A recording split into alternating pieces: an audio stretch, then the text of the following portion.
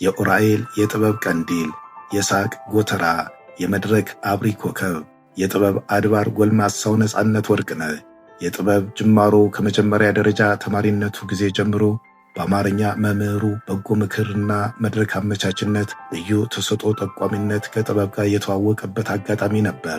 ከቀበሌ ክበባት እስከ ሀገር ፍቅርና አዲስ አበባ መዘጋጃ ቤት ቲያትር ጥበብን ከመላበስ ባለፈ ተጠምቋት ነበር። ለቁጥር የሚታክቱ በርካታ የጥበብ ሥራዎችን ሰርቷል። በተለይ ከሕዝብ ጋር በከፍተኛ ደረጃ አስተዋውቀውታል የሚባሉት የዳዊት እንዝራ ፍሬሽማን ቲያትሮች ይታወቃሉ። በተጨማሪም በፊልም ሥራዎቹ ኤፍቢአይ፣ ያንቹ ሌባ፣ ታስጨርሽኛለሽ፣ ባለቀለም ሕልሞች፣ ሰውየው፣ ክላስሜት ከብዙ በጥቂቱ የሚጠቀሱለት ድንቅ ሥራዎቹ ናቸው። በተለይ በኢቢኤስ የቴሌቪዥን የቤተሰብ ጨዋታ ጥያቄና መልስ በዝግጅት አጋፋሪነቱ ከእንግዶቹ ጋር ጨዋታ አዋስቶ ሲያቀርብ ጥርስ አያስከድንም።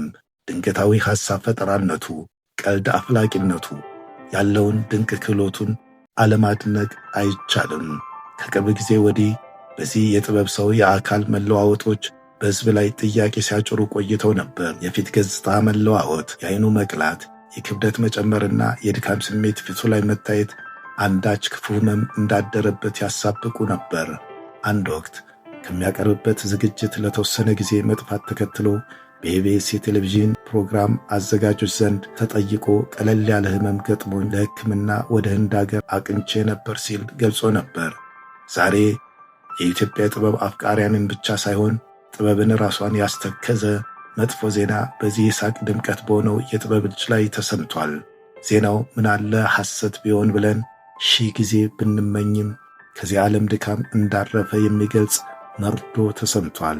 ሞት ለማንም የማትራራ በሕዝብ አቤቱታ ከቀጠሮዋ የማትዘገይ ለስንብት እንኳን ጊዜ የማታስተርፎንና የጥበብ ቀንዲላችንን የበርካታ የኪነ ጥበብ ጉዞ መንገድ ጠራጊውን ሞት ነጻነትንና ነጻነታችንን አሳጣችን።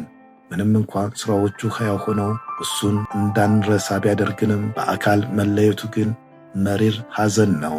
ለወላጆቹና ለቤተሰቦቹ እንዲሁም ለአድናቂዎቹ መጽናናትን እንመኛለን።